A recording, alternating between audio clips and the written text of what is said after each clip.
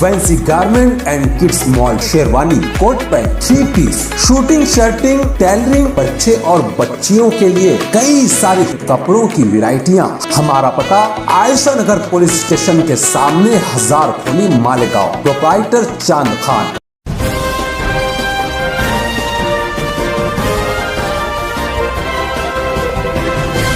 मानव समाचार, मानवता के हक में। मैं हूं शेख सलीम और आप देख रहे हैं मानव समाचार। आइए देखते हैं आज की खास खबर। इस सिलसिले में सबसे पहले तो पुलिस की जो कार्रवाई हुई है तेज़ रफ्तारी के साथ में, हमें उम्मीद थी कि उसी तरह से उसकी गिरफ्तारी भी जल्द से जल्द सामने आया कि 22 जून तक की डेट दी गई है और स्टेटमेंट के लिए उनको बुलाया जा रहा है।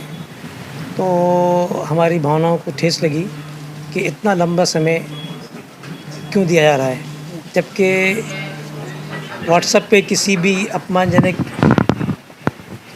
बेइज्जती के, किसी भी मज़हब के मामले को सिर्फ़ पहुंचा देने से, व्हाट्सएप पे शेयर कर देने से, सोशल मीडिया पे लाइक कर देने से केस बन जा रहे हैं और फौरी गिरफ्तारियां हो रही है। बल्कि मुल्क के किसी दूसरे स्टेट में बुलडोज़र भी चला दिए जा रहे हैं सिर्फ इस बेस पर। और एक ऐसा सेंसिटिव मैटर कि जिससे मुल्क भर का पूरे दुनिया के अंदर अपमान हो रहा हो, प्रधानमंत्री की बेइज्जती की जा रही हो, जिसकी ज़िम्मेदार, उस बेइज्जती की ज़िम्मेदार भी नुपुर शर्मा हो, तो ऐसी शख्स के ताल्लुक़ से, ऐसी मुलजिमा के ताल्लुक़ से कार्रवाई में इतना समय जाना हमारे लिए तकलीफ़देह है। इसलिए हमने ये प्रेस कॉन्फ्रेंस स्पेशली इस बेस पर बुलाई थी कि इसमें अगर कुछ तरमीम करके और कुछ सिस्टम से वो करके 41 के बेस पे जो उनको नोटिस दी गई है उसका टाइम शॉर्ट करके उनकी गिरफ़्तारी की जाए, स्पेशल ऑर्डर निकाल करके। तो ये पुलिस को करना चाहिए ताकि ये जो मसले मुल्क भर में बढ़ते जा रहे हैं और इंटरनेशनल तौर पर इसका जो एक रिएक्शन सामने आ रहा है, जो हम सब के लिए तकलीफ़देह है कि क्योंकि हम इस मुल्क में रहते हैं तो इसलिए हम सब के लिए तकलीफ़देह है वो इंटरनेशनल रिएक्शन।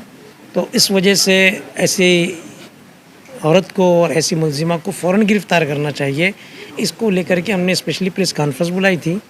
इसमें दूसरा मुद्दा हमारा ये था कि इस ताल्लुक़ से कोई बिल लाया जाए कि मज़हबी शख्सियात या किसी भी मज़हब की किताब या कोई भी काबिल क़द्र इज़्ज़त वाली चीज़ों का कोई भी दूसरा शख्स, दूसरे मज़हब का मानने वाला, उसकी बेहतरामी न कर सके, और अगर करता है तो उसके ख़िलाफ़ फांसी की या बड़ी कोई सज़ा रखी जाए, ताकि मज़हब के मामले में जो नफ़रत फैलाई जा रही है और मुल्क के बाशिंदों को बांटा जा रहा है और एक मरतबा फिर ऐसा माहौल खड़ा हो रहा है कि लोग दो हिस्सों में बट रहे हैं और कौम की, मुल्क की तरक्की को और मुल्क के बहुत से मसाइल को इससे जोड़ा जा सकता है।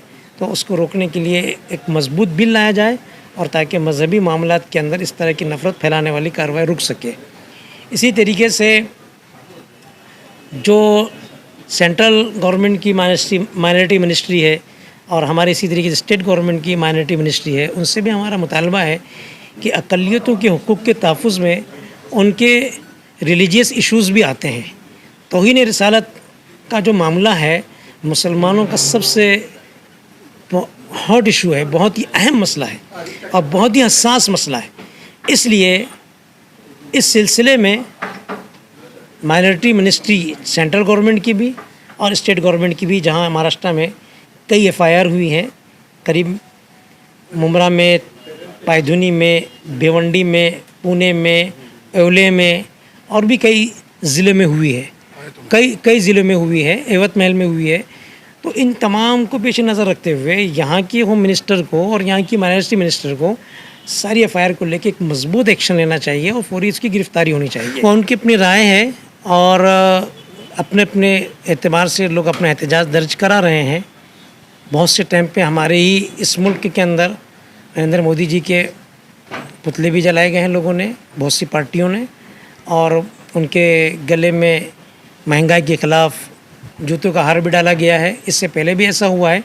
तो ये तो कानून कायदे की बात है कि कौन सा तरीका एहतजाज किसको होना चाहिए, क्योंकि वो बाहर मुल्कों में हैं, उनके सामने एहतजाज का जो तरीका था उन्होंने किया है। हम उस पर कोई टिप्पणी नहीं करना चाहते हैं। हमारे सामने इस वक्त जो उस मसला है प्रधानमंत्री से ज़्यादा हसास मामला रसूल पाक सल्लल्लाहु अलैहि वसल्लम की इज़्ज़त का और उनके सम्मान का है। और उस सम्मान के ऊपर जिस तरीके से ज़िम्मेदाराना तरीके से बात होनी चाहिए मुल्क के ज़िम्मेदारों को और मैसेज देना चाहिए, वो मैसेज दिए जाने के बजाय इस पर क्या कहते हैं एतराज़ जताया जा रहा है। ठीक है, मुल्क का एक बावकार ओहदा है, उस पर एक शख्स बैठा हुआ है जिससे बहुत से लोगों को मुल्क के एतराज़ है और मुख्तलिफ़ तरीक़ों से उसकी मुखालिफत की जाती रही है। तो उसका तहफ़्फ़ुज़ नहीं हो रहा है तो उसका ज़िम्मेदार जो है उसके ख़िलाफ़ एक्शन होना चाहिए। और मैं समझता हूँ कि इसकी ज़िम्मेदार नुपुर शर्मा है।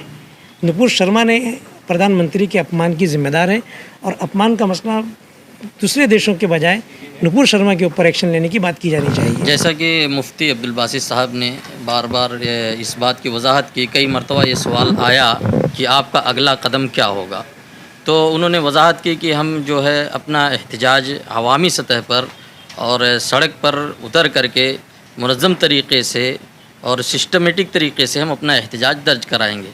और यकीनन एहतजाज करना और नबी का दिफ़ा करना ये हमारा ईमान है।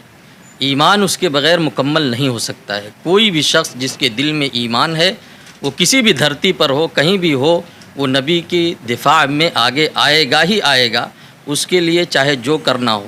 लेकिन हम चूँकि एक जमहूरी मुल्क में रहते हैं, जमहूरियत इस मुल्क का एक आईना है, इसलिए हम उस आइन में रह करके, हुकूमत के आइन में रह करके इक़दामात कर रहे हैं। और इंशाअल्लाह ताला नबी सल्लल्लाहु अलैहि वसल्लम की दिफ़ा में हम हर मुमकिन कोशिश करेंगे, क्योंकि यही हमारा ईमान। और ऐसी ही छोटी बड़ी खबरों के लिए देखते रहिए मानव समाचार, सबसे पहले, सबसे तेज और हमेशा